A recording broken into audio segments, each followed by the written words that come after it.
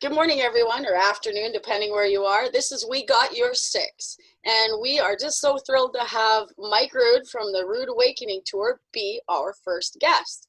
Welcome, Mike. We're just excited that you're joining us. It's amazing. You're in Toronto right now, and can you just introduce yourself to the public and tell them what you've been up to since last year? Sergeant Mike Rude, retired, served with the Princess Patricia's Canadian Light Infantry and with the Canadian Airborne Regiment, and served in Somalia, Bosnia, and Afghanistan. And on April 8th, John Dow hit the switch and activated me, and I started going around. And then the more people I talked to, the more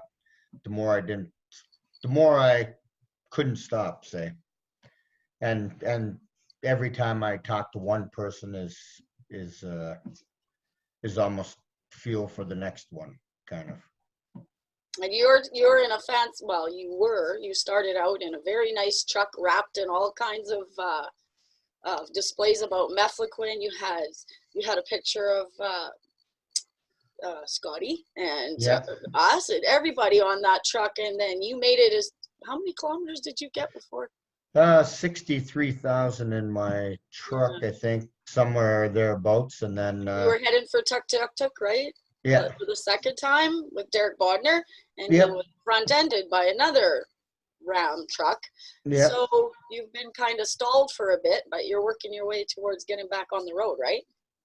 Yes, that's the hardest part. And I keep coming to little things like last month I had to be here for Remembrance Day.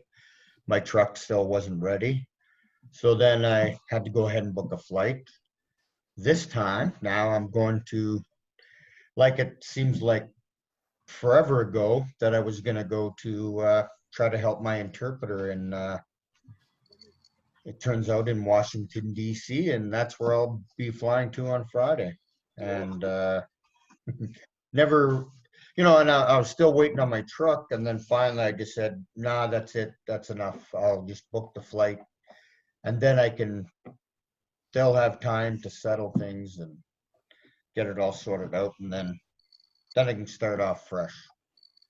I want to allude to a couple things there, because today you posted that you were flying to Toronto, and you've had issues in the past with trying to take Spark, your service dog, into certain areas. You've been stopped a couple times, and we've had advocates come out and, rah-rah on your behalf. Today I noticed that you had a really tough time on the plane, and that Spark was squashed in underneath you and, wasn't very accommodating at all. No, it was, well, it really sucked.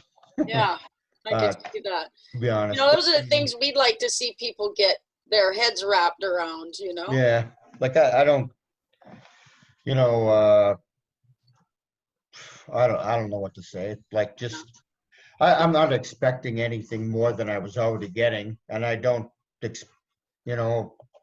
I don't care if they made it back to a seat for the dog or not. But I can't travel like that. It's like, causes me anxiety when, like, Spark is like jammed in under the seat. Absolutely. And stuff, and then, like, even myself, right? It's hard to it was hard to sit up then, or stand up, I mean, right? Because I had a fractured left scaphoid, or fractured left femur, and so I have a pin in my left leg and stuff, and it was considered a hip injury, and then everything else, right, adds up or whatever. But it just, and then the tighter it gets, the more claustrophobic it becomes. Absolutely. See, these are kind of things, Mike, I brought that up because it might seem little to some people, but it's the kind of things that make life very hard for people who are suffering from mefloquine poisoning or injuries, or, and I think that we could do better to people who deserve it, like veterans who've done so much. It just shouldn't be an issue. So that's just one of the things I was alluding to. But what you're doing out there, creating awareness, is what we're hoping this show will do. I mean, the reason I would like to have you continually come on and just update us where you are on your tour. And, you know, you met a lot of people. You told me yourself you even met Julian Austin, came right up and introduced himself to you. So that's, you know, don't kid yourself. You're having a huge impact, and we hear about it all the time. So. And I think it's pretty, your show is pretty exciting, because now people like me, so I've been on the road, and I only, you know, I see, like, to me, I thought Kentrina was been in it for years and stuff, right? Like, you've seen all these people that stepped up to the plate too, right? In the last, since January or February or March, right? Yes. And I think the momentum's getting there. And also, just to go back to why I was trying to say about your show, is that it'll be nice to hear other people's stories, to know what your life has been like and how your life has been affected, right? Mm-hmm. So I think it's a positive thing for all the advocates to hear each other's story in a relaxed format. Right. And I thank Kentrina for that, because I'm really grateful that we do have this format. We can't all be in the same studio at the same time, but with technology nowadays, it's like you're sitting next to me. So it's great, you know. Yeah. And that's what we want. We want everybody to feel like they can phone in, you know, if you've just found out you have mefloquine poisoning or quinism, or if you've been at it for years, to share, you know, and help those that are new at it yet. So yeah, I'm excited that, you know, our story isn't just going to get buried today, like the rest of the media, right? And we'll just be episode after episode of experts and veterans and caregivers, and we're all a big global community. We just need to get connected. And that's it. You have to have a place where everybody can come in, and then this happens, right? Exactly. Yeah, exactly. I just felt that there was so much more that we could be doing, right? Like, it just felt like, you know, we're all sitting here talking to each other, like, alone, right? So it's like, I'll always be talking to Marj, I'll be talking to the other advocates. And then it's like, okay, this information, you know, that I'm learning from, you know, everyone that I'm talking to, I feel like that should be shared, you know. There you go. With more people, right? So it's like, okay, so I'm, you know, my life changed. Like, I came into this last February. And, you know, the amount that my life has changed from talking to everybody else, and, you know, whether it's like reading articles, or, you know, long phone conversations, you know, trying to wrap my head around everything, it's really changed how I view, you know, not only PTSD or mefloquine or, you know, anything, but just my whole life has changed because of it. And I think that all these conversations are happening, and then if we share this, we're just, you know, making other people not feel alone and just giving them hope. And story after story after story, right, of people's lives that have been affected, you know, gravely, and some less. And, you know, I don't know, this is the other thing was to say, right, like Dave Bona too has been going and having to do the same, saying it over and over and over and over again, to say he's the guy that knows how to eat right, you know, right, how to avoid certain foods, how to do this. So, you know, people point people in his direction, and then he's saying it again. And your show will allow it to reach more, and then he's not having to say it, or here, I'll send you the clip from your show, right? That way you can say, oh, here's a clip you might find helpful, right? Eating. And Kentrina said earlier too, on the part saying something about, now I lost my train of thought now. One sec. About share, you alluded to her when she said learning stuff and then sharing it with others. Oh yeah, just because, I mean, I seen you. So in my time from, say, April, when I hit the road to find out what was really wrong with me. And then, you know, the age of enlightenment or whatever, you know, 5 or 6 months later, I was that much more knowledgeable, and I'm more now, but I've learned it from everybody that I've talked to, because I can't pick up a book and read it, or go on the computer for more than 10 minutes on a certain subject, right? Because I don't have the focus. I think And for it's people easier who to don't hear even it know where from to begin. people.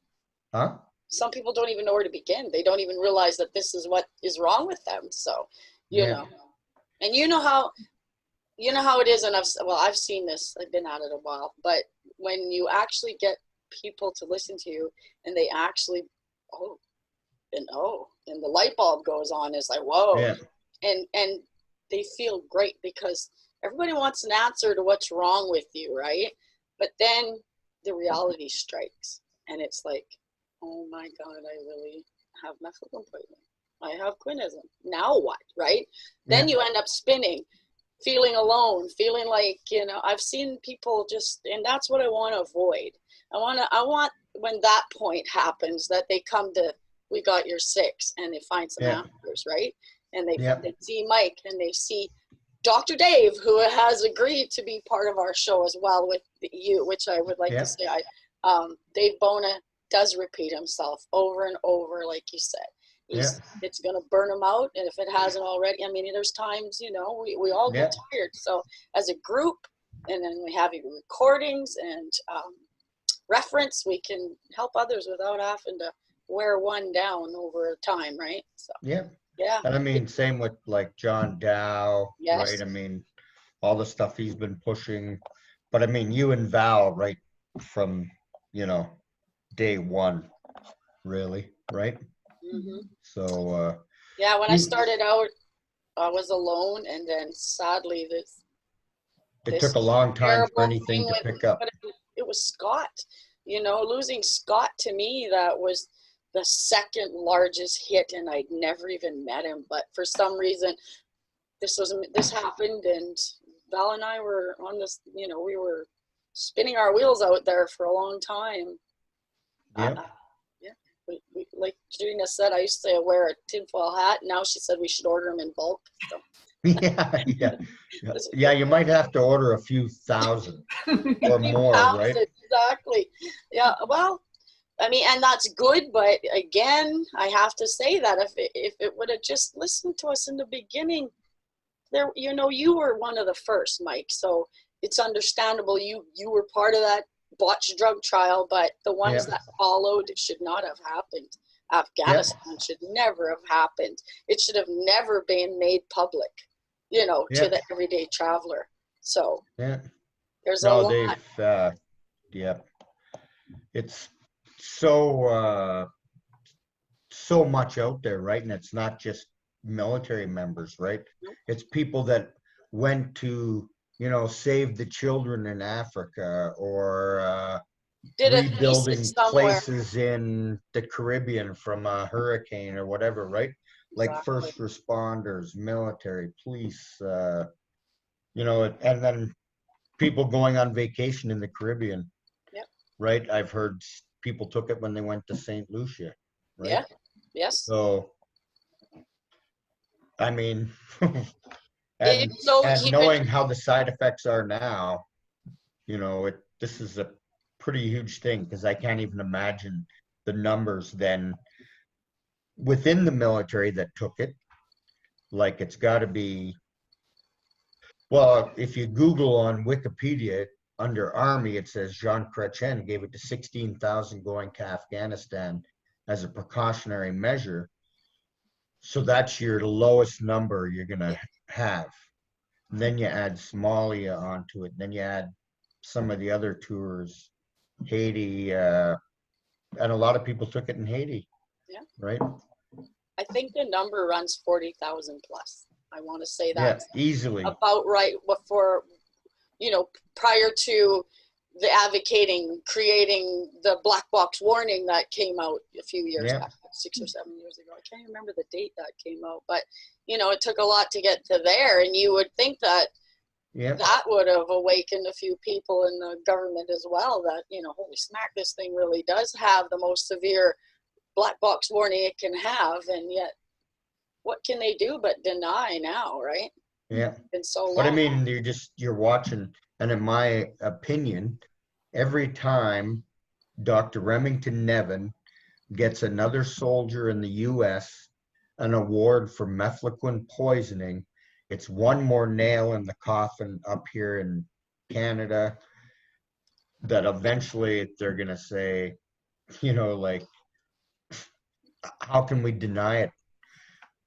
They're still Some doing a of good job. us, they're getting people, 30% for PTSD and 70 for Mefloquine poisoning, or 100% Mefloquine poisoning an award, right? I mean, Right.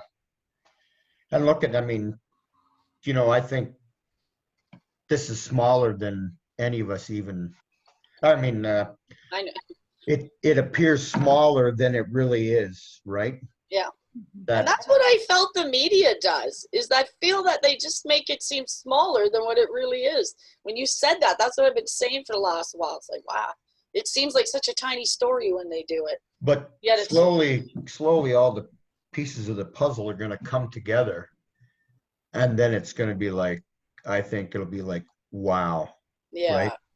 Look how much it's affected. And I mean, for Dr. Remington Nevin to move his practice to White River Junction, Vermont, because that's where the PTSD Center for Studies of Post-Traumatic Stress Disorder, right?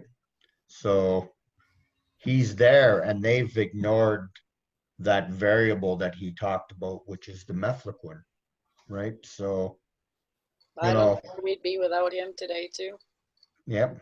It's amazing. But I mean, the more people that comes on board, the more people that you talk to, the more people that Kentrina talks to myself, to whoever, right? It's gonna, just one person can turn into 20, can turn into 40, right? Because you talk to one right person, and next thing you know, he tells his 5 friends, and it goes. It's our hope here today, right? Yeah. That we talk to thousands now at a time, hopefully, right? Yeah. Yeah. So, you know what? I just want to get back to you and your tour. Do you think that, like me, and I believe like Trina, you started out trying to find your way, and in a sense, when you start that, the only way to find it is helping everybody else. And it just seems like it's a fire once you start with that first person. For me, it's been like that. Although it's been ignored, I still think I created a fire, as she did, and I see you doing that, and it's just spreading like wildfire out there. Your tour is getting great coverage, so Yep. I'm glad you're on this tour. I hate that you had to be where you are to get to it, but I'm glad you're on this tour. But I think you know what, like, my personal situation, my symptoms, where they were, all of those things came in to create what I ended up doing. And it's not because I decided I'm going to go out and try to save people. I started out to try to find out what was wrong with myself. And then when I realized, the more and more you kind of deal, and almost the more you put under pressure, the more your symptoms come out, or the more you feel your symptoms. And then it makes it easier to want to keep going, to spare somebody else, or to hear of a veteran taking their life. Mm-hmm. And that is the absolute reason that I'm driving. It's not because I'm worried that you have tinnitus, or that you have dizziness or vertigo or GERDs, or what is it, heart palpitations, whatever, all the host of symptoms. It's the one that strikes like that, and then a person takes their life, right? Final symptom, we call that. And if it's making them that much more prone, the government or the military's got to step in and and start to seek a solution to this, right? And the people at the top know how many people are dropping off, right? Exactly. I talked to the medics when I was out, some medics when I was out in Vancouver Island, and they're saying, you know, how many suicides there's been just this year that they've personally gone to, right? And, you know, they've got a factor, they just got to say, did you ever take Mefloquine? No? Okay. Then we know we're only dealing with PTSD, right? But, you know, if they took Mefloquine, then they have to factor it in my opinion, but.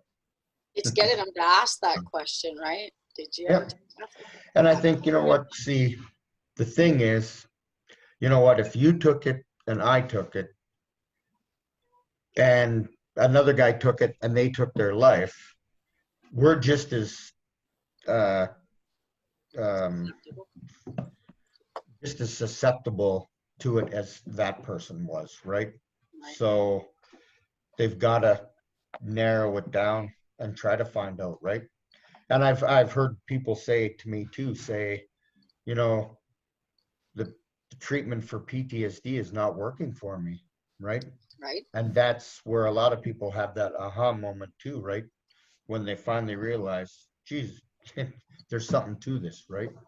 So I'm going to get Trina to explain something, but you can, asking you this, with your injuries and the brain injuries that you deal with from Mefloquine, I can safely say that you would say doing paperwork and chasing doctors and trying to get them to listen to you is just so frustrating that you end up not doing it. Yeah, I would say it gets pretty much like so that. We've been working as a committee in another aspect to create, well, this lady did actually, I'll get Trina to explain it better, but there's a tool available to people now that is in the form of a letter that you could take to your caregiver or your practitioner, and this will help them to understand that the person taking this letter has Mefloquine poisoning and that they need help, and it's going to help them to get their doctor to take them seriously. First. So do you want to do a little update on that one, Trina? Absolutely. So actually within the past week or so, Veterans House charity has released a letter, and it is a letter by a psychologist. And so there's the letter from a psychologist, and they're explaining, like, you know, that this veteran took Mefloquine, and that, you know, that they might be, you know, having some problems after taking it, and they probably had problems taking it.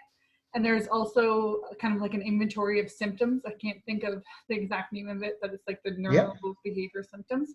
And then there's also a whole chapter of Dr. Remington Nevin's book is in this letter. So anyone can get access to it. You just have to message either of us or message Veterans House Charity. And we'll send a PDF, and you just print it off, take it to like any medical professional. And so we're looking to really like get that letter out. But so far there's been thousands and thousands and thousands of people that have seen the post. So nice. We haven't really added it up because there's a few of us kind of just like sending the letters from like different places. So I'm not sure how many we sent, but yeah, we're gonna try to, you know, now that Christmas is over, just work on getting that out. So this will be a tool you could take with you as well to provide other people on the road. So you can add it to your toolbox. And I mean, it does all the speaking for you. It's got it in layman's terms, and it's got it in medical terms, and then it's got references to Dr. Nevin. So it's a good thing. It's long overdue. So the letter could almost explain to yourself what right? I mean, absolutely. It clarifies and justifies what you think is wrong. It gives validation to it for sure. Yeah, and people look at the chart and go, "Oh, that's a symptom. That's a symptom. Really? What? Right?" I mean, 3 months later, I'd go and look at the tailgate of my truck where I had the blue chart there. Oh yes. And I'd look at it like 3 or 4 months later, and I'm like, that's one of the symptoms, right? Like, because sometimes, I don't know, they don't register, right? And then it's like later you're like, geez, right? See, I that's didn't good. realize that. That's good to know too, right? Like you've been at this how long, and you're like going, still, right? Yeah, You're still going, yeah, oh my God, And that blue chart that you allude to, we're gonna keep that coming too as well. yeah. That's like I think that's a phenomenal tool for people to look at, right? To see Yeah. and And we'll to address each one of realize. those. Yeah, Okay.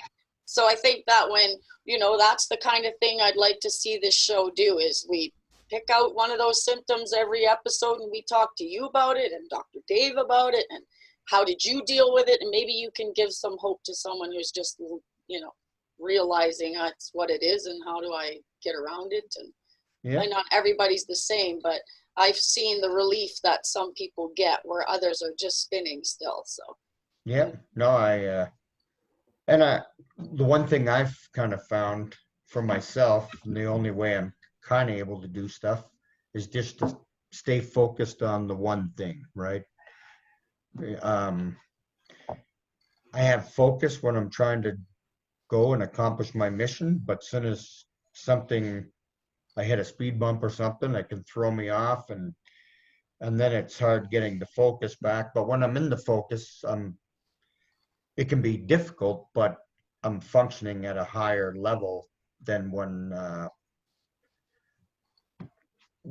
I don't have the focus. I'm barely functioning, and when I have the focus, like I do pretty good, right? So when you say you have the focus, how do you get there? Like if it's me and I'm hearing you say I can do better if I just can focus. I know some people will like just go away and do a puzzle or go away and just do something specific to get themselves focused. I don't know what you do to focus and get in it. I know, and I'm going to say this, when I met you, you said you couldn't go 15 minutes away and you put 62,000 kilometers on your truck this last year. You couldn't go 15 minutes from home. Look where you are now. Yeah, I mean, when I first started, I was scared I wouldn't be able to drive all the way to Vancouver for my buddies to part with dignity, Paul Springer, right? Who's sitting right beside me. Hi, Paul. Hi. So, anyways, and then I just focused on the day. As long as I drove 50 kilometers or 100 kilometers in the day, then I actually accomplished something, right? Right.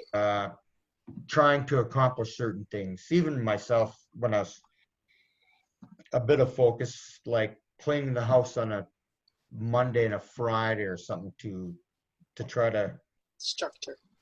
Yeah, structure, right, and routine. And that's the harder part about being on the road because, I get in at 8 o'clock or I might get in at midnight.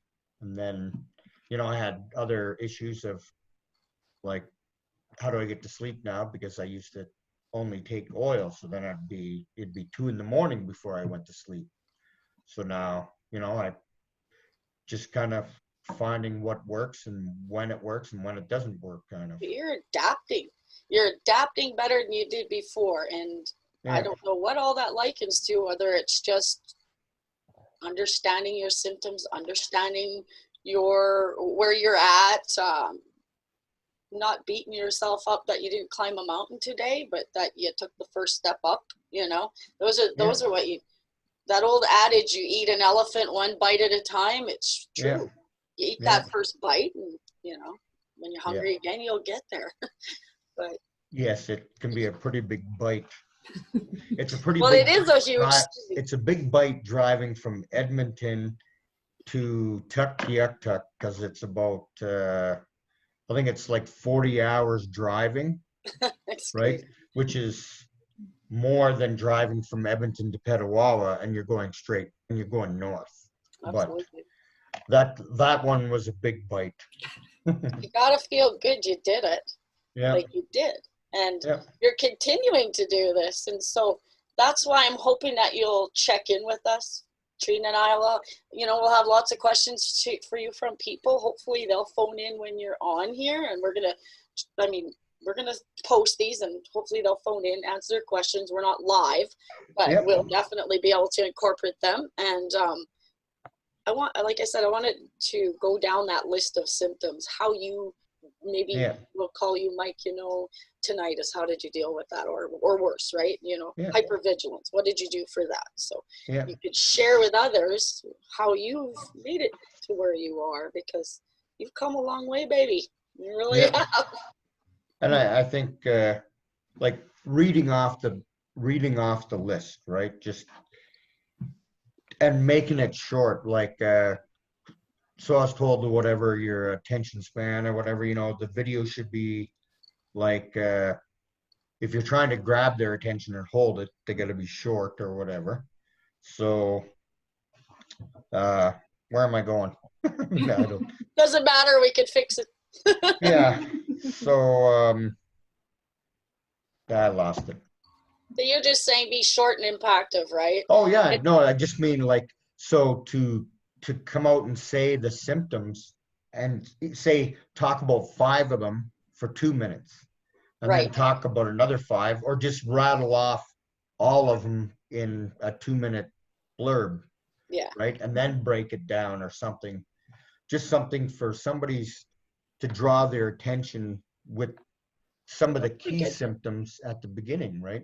That's good. So you're like saying show them all, and then we'll break it down and discuss then break it down or whatever, but just something so that, like I said, look at the back of my truck 3 months later, and I've read over it and over it and over it, and they're only just starting to pop out sometimes, right? See, Trina, that's why we thought, as long as we can keep repeating ourselves, we're going to. And we're going to ask everybody how they've dealt with their symptoms, or, and just keep going through that, because it's such important information. There's tons of important information that never gets told. Yep. And, like, say in your own, say, struggle, or as things are going or whatever, you say 5 years ago or 10 years ago, I thought, geez, I might have PTSD, right? And then it becomes PTSD.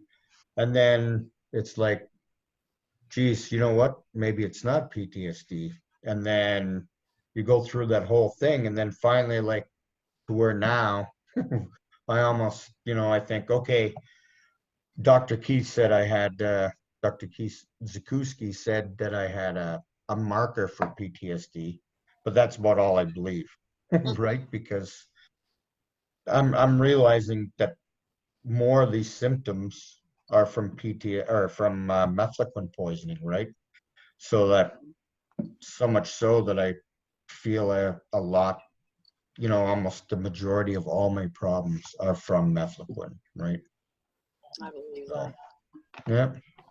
And the other key thing that should be touched on is some people, they're like, you know what, Mike, I was in the infantry with you, but then I went to Afghanistan or Haiti, and I never saw nothing. I never left the gate. How do I have PTSD? Exactly. Because it's not PTSD, it's Mefloquine poisoning, right? So do because you it can far send off off the symptoms.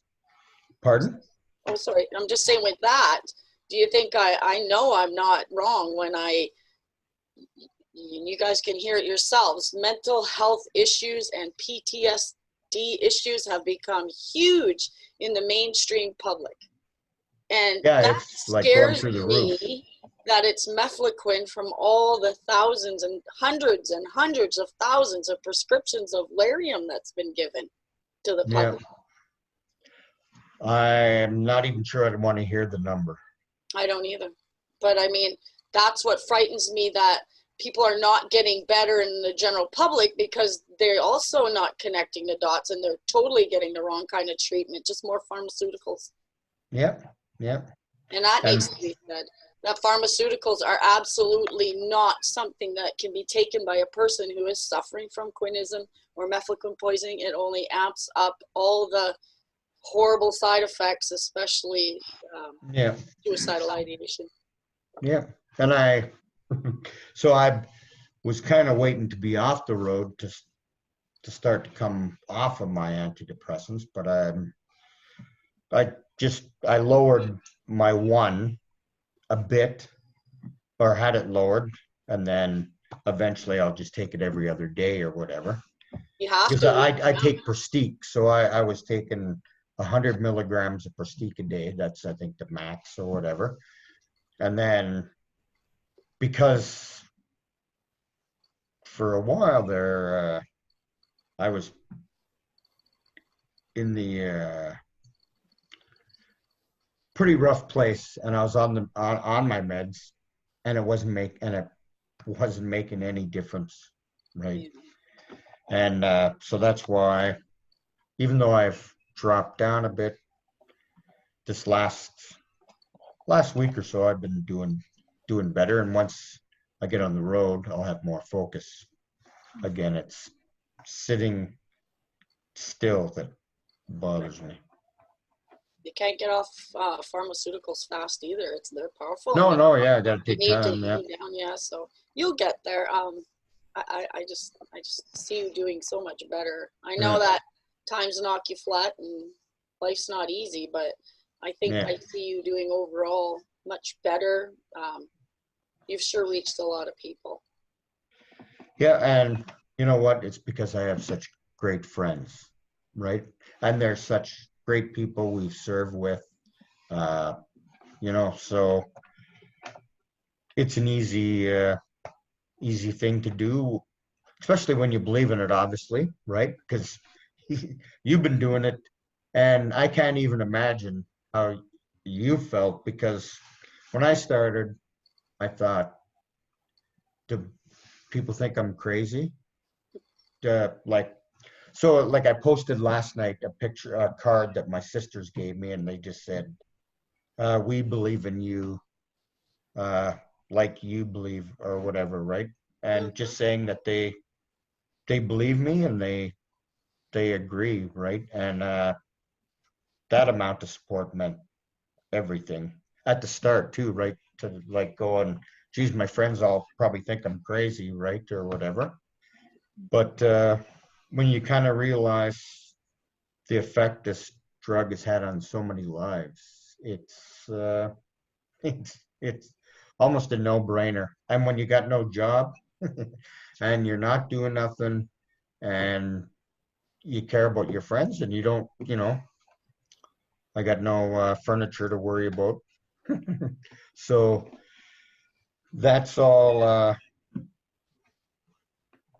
just makes it easy, right? And then once the government decides to settle, that's when I'll stop. Or until I'm broke again, and then I'll sit for a couple of months. And doesn't mean you'll ever stop advocating, though. Broke or not. No. It's hard, and it's almost easier to have this conversation than to have a normal conversation. Right. Yeah.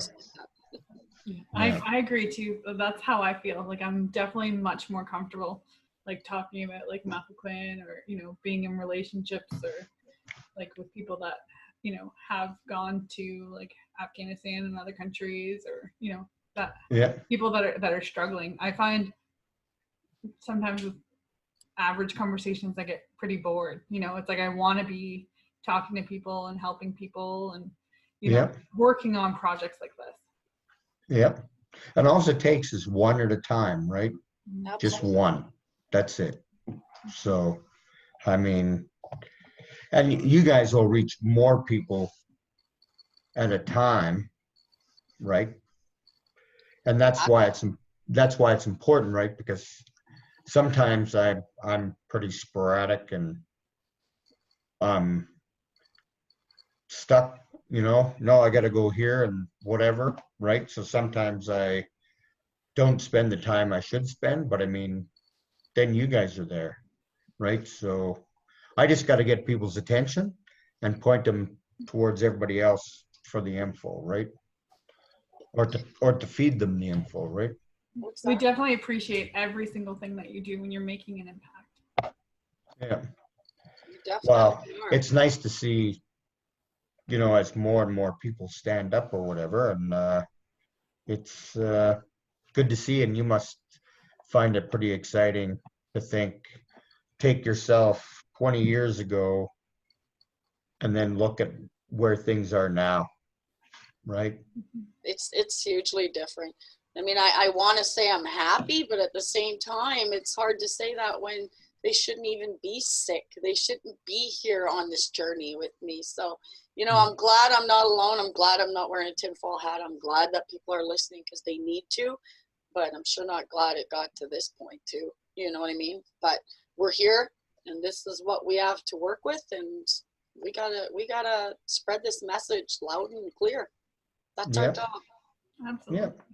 And hey, slowly, I mean, it's just building, right? And then we need to put all the programs together in one spot too, like the APTN interview you guys did, and the old W5 and the new W5, and any programs that people were involved with should be, you know, put into a spot so people can even see the progression, right? Like, what's amazing is in 1998, the first W5, when they were saying, you know, this drug has serious side effects, right? And I think I remember watching it going, fuck, you know, that's hogwash, that's BS or whatever, because part of our culture is to suck it up and whatever, right? And some of the symptoms, for the majority, say symptoms didn't show right away, and they slowly come with time, right? Others, the issues are right away, right? But the majority, I think, it takes time, and now enough time has passed for it to be a major issue, right? Sadly, yes. That when you start talking, more and more people that you're talking to were affected. And you know, it's funny, like, say, talking, because some took the drug because why take a daily pill? Like later when there was a choice, right? Most people, it was a matter of, well, will I remember to take a pill every day or once a week? Well, I'll go with the once a week, right? There was never, I would hardly ever say there was ever like a big list of symptoms. You shouldn't, these are the symptoms you might get. No, it was more kind of, unless you did your own due diligence and looked it up, like some guys did in the past, right? I think a guy from Three Commander looked up quite a bit, right? Rob Prouse, I think, who was on the first W5. Right. But yeah, so. Captain Davis, there's another one. He was on the first W5, talking clearly about the effects on his friends around him and himself. And it still got buried and went away. It wasn't even, I remember that story. It came out and it's gone. I have the video still, but it's gone. Yeah. Like as with all the other stories. So, I mean, be it what it may, and we'll see how far we get, but we're going to keep bringing these up. And you're absolutely right. We need a link to all those stories and all the resources so that when people hear about them, they can go and watch it and watch that progression. And then realize it's not just one show. It's two shows, it's 3 shows, 4 shows, right? So, there are so many people in our global world to talk to, Mike. It's just incredible. Between the people I know and the people Kentrina knows and the people you know, and just globally, you know, we have and there are so many precedents set by law already globally that Canada's ignored. So like the ones that Dr. Nevin keeps getting awards for, they're legal precedents and they help our case, but our government's going to ignore it with all the egg on their face till they absolutely cannot, because the only way for them, and you know it, is to agree that, yep, there was a mistake in Somalia, and yes, they are right, and they don't want to do that because the fallout will be so tremendous, and it's not until we're absolutely forced to that we're going to get there. So only a matter of a matter of time. That's it. Yeah. It's not a matter of if, it's a matter of when, right? And it's a matter of when the government will settle. That's what I think. People can follow it and say, how's the case going? Is it good? It's bad. You know what? There's going to be highs, there's going to be lows, there's going to be whatever, but in the end, it'll be done, right? Yep. I agree. It's like all the right people, right? Say Howie Saxon Henry, 30 years of dealing with brain injuries, right? Waddell Phillips, 30 years of taking the government to court. So that's like the two best people to join in and take the fight, right? And it's, and from what I see all the time is they have heart, right? It's not about money. It's not about whatever. These people really care.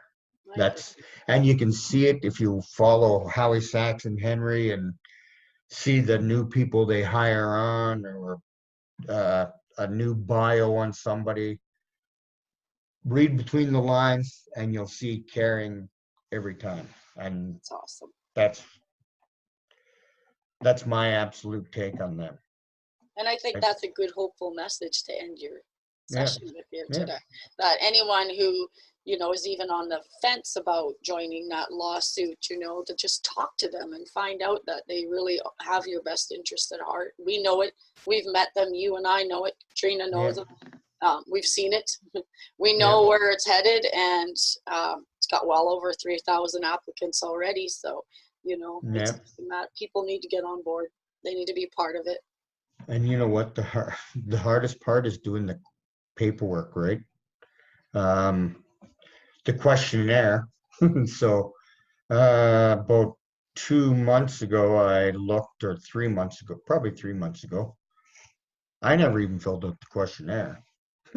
I just kept going because I couldn't really, and I still can't, right? I have a hard time to focus on the 5-minute problem, right? Or, whatever.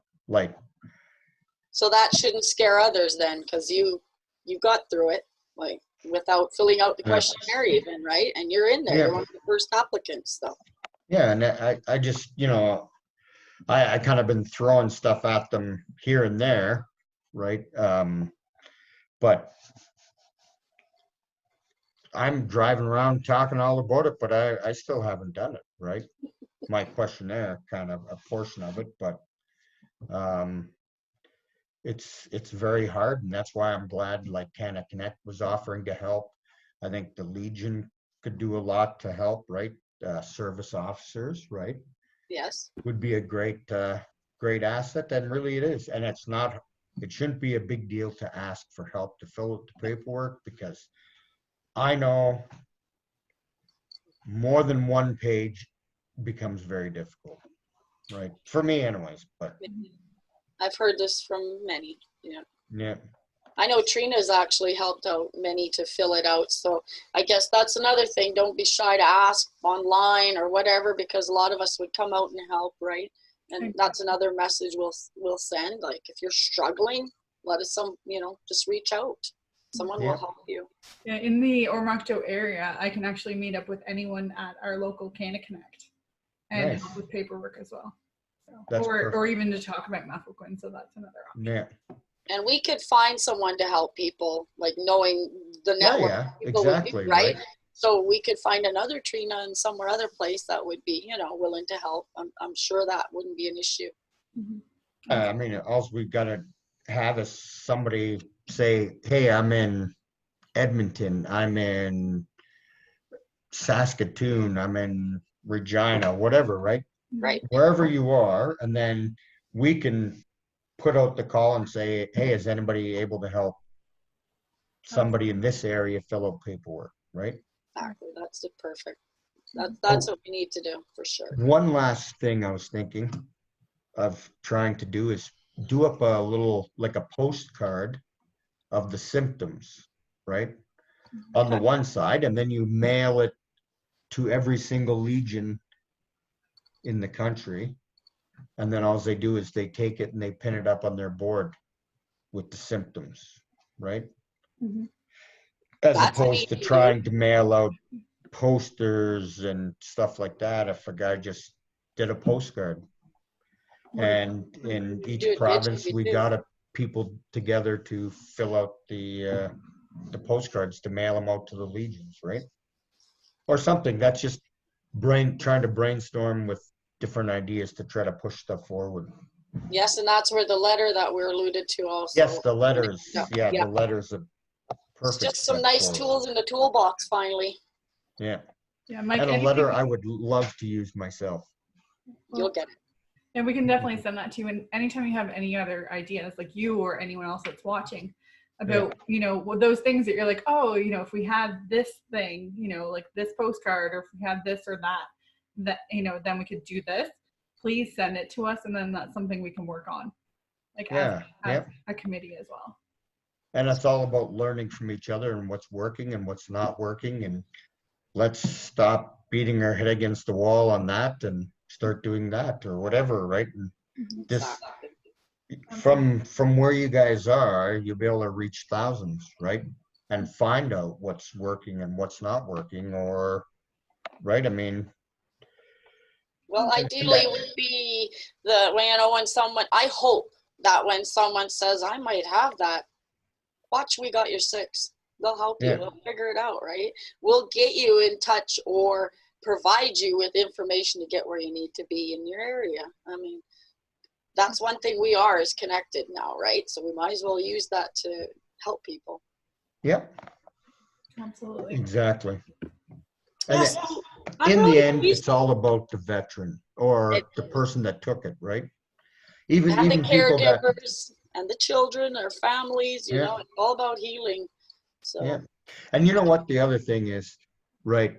The parents might not see it in themselves, some of the symptoms, but the children can, right? Oh, yes. And I don't mean 5 years old or 10 years old, but I mean, you know, grown children could be like, hey, like, Dad sure has a problem with this or whatever, right?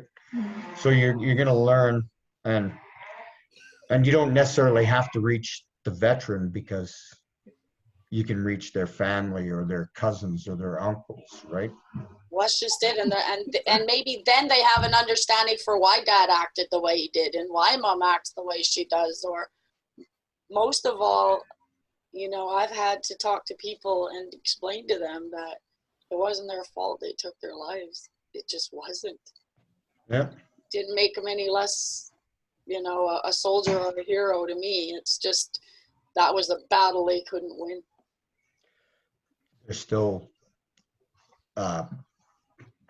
members of the fallen, right? Absolutely. With all the glory attached to them, none taken away. Yep. You know? No shame. It is. And succumbing to something that we had to take, or we ended up choosing to take later, but these symptoms are real, right? And Dr. Nevin's showing it every time he gets a veteran claim down in the States for Mefloquine poisoning. It's proving a fact, right? One case at a time. So absolutely. Yes, we have much to look forward to this year. We've got lots to do, and you know, I just want to wish you the best on your continuing tour. And I know once you get your truck back and you're on the road, you're going to be doing marvelous things and helping people. And, and you can touch base with us as much as you want. You know, you might learn something that you want to share, or we're just going to bug you to see where you are and check in. And keep an eye on the Rude Awakening tour. Absolutely. Roger that. And look forward to seeing other people interviewed. Right? Yes. And it doesn't matter whether it's an advocate or a person down the street, right? Like, because everything's real, right? And the more you start putting all the symptoms together, people realize how much more it's affecting people, right? Absolutely. Yeah. Yeah. They're big things this Well year. done to both of you for this. Thank you. Thank you so much. We really appreciate you joining us. Thank you. Hey, it brought focus. Awesome. Yeah.